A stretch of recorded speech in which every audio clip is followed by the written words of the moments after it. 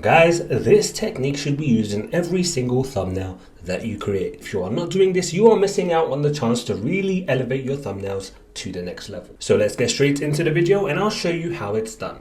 Okay guys, so in this video, I'm going to be teaching you about the dodge and burn technique. Now, if you're unfamiliar with this technique, just look at all the famous YouTubers. Every single one of them utilizes this technique in some way. What they do is they emphasize their subjects to make them look much better than they actually are in order to grab the attention of the viewer. Now, some YouTubers take this to the next level and really make it look cartoonish, but you don't even need to go that far. Just simply emphasizing your subject will do the trick. And I'm going to show you how to do that. So as you can see here guys, I have an image of a subject which I've just simply cut out. And I am going to show you the before and after once you use this effect. Okay, so I'm just going to zoom in. And we are going to apply this effect now. So what we will do is we will first create two adjustment layers. We're going to create curves adjustment layers. So let's create two. So we can press Command or Control J to duplicate this layer. Then we want to clip both of these layers to the subject layer. Let's now make sure that we select the first curves layer and let's just increase the highlights. So let's take a point relatively in the middle and drag it up like so.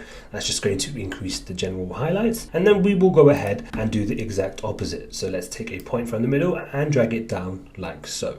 That's going to increase the dark values. We are darkening the image. So let's now rename these layers. So I'm just going to rename this highlights and shadows for the one above. Now you could rename these layers dodge and burn, but I find that a lot of people find that confusing. So I like to make it more clear. So highlights is essentially dodging, which is brightening, and burning, which is shadows in this case, is the exact same thing as darkening the image. So we are now ready to begin our process. So make sure that you have the highlights layer mask selected and make sure that the color is set to white. So you can press it from here, or you could alternatively press the letter X on your keyboard in order to alternate between the two. Okay, so I'm just going to make sure that again this is white, and we are now going to press B for the brush tool. Make sure that the flow is set to 10%. So let's just set it to 10%, and we are going to decrease the brush size now, and we are going to just zoom in, and we want to paint the highlights now wherever there are already highlights on the image. In some cases you may just want to manually add in highlights wherever you want, and that would be based on where the source of light is coming from. But in this case I am simply going to use the light on the subject's face as a reference. Okay guys, so wherever there are highlights on the actual image, just paint over those, and we have the flow set to 10%. So this gives us a lot of control with how much we actually apply at once.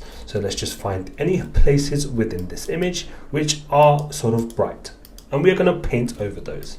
So let's just continue to do this. So there's some bright areas here. We also want to get the eyes. That is something I always try to do, is just sort of paint over the eyes to enhance them. So we're brightening the eyes. On the neck here, we can get some here, like so. As you can see guys, we're just painting over the bright areas. Okay, when I zoom out now, we can see maybe we can just get a bit more on the hair up here. That's looking pretty good. Now if I just toggle between before and after, you can see I've just simply emphasized the areas on the image where there were highlights. Okay, so now it's time to do the exact same thing but on the shadows layer mask. So let's click on that.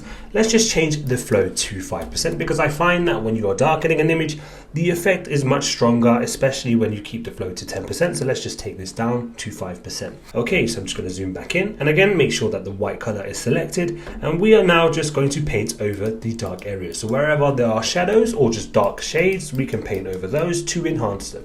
So let's just get the hair here, for example. We can get some of that, maybe a little bit here. Let's get the eyebrows.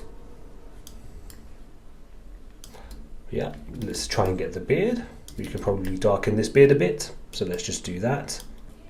Also the nostrils, and also let's just enhance the nose bridge a little bit. So let's just paint over here on both sides just to give a bit more contrast. We could also get the eyes, not in the eyes, just above the eyes guys, so just get that.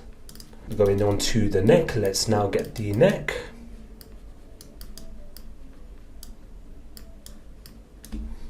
Yeah, that's looking pretty good. Maybe we can get a little bit of the shadows on the ears. Maybe get the hair a little bit here where there's dark areas. I think we missed that. So yeah, let's just get these dark areas like so.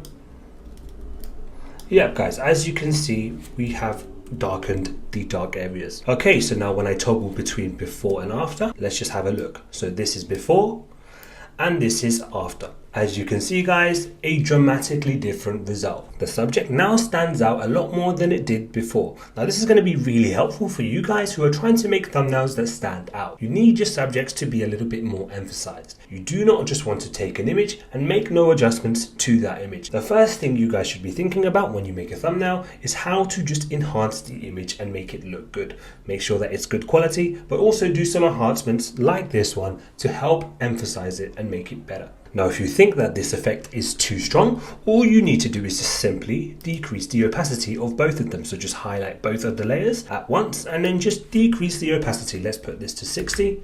Something like that. But even with 60 opacity, if we toggle between before and after, you can still see that we have emphasized the image. So the strength of this effect is completely down to you. Now, if you would like to increase the strength of this effect, even if you have the opacity set to 100, so if for example this was at 100 and you wanted it even stronger, all you would need to do is go into the curves panel and just increase these sliders. So take them even higher. So take the highlights higher like so, and take the shadows even further down, and that will just enhance what you have. If I just go back and undo, as you can see, we've just increased the effect ever so slightly. So again guys, this is completely personal preference, but I would encourage you guys to at the very least just enhance your images for your thumbnails. Thank you very much guys for tuning into this video, and I will see you guys next time.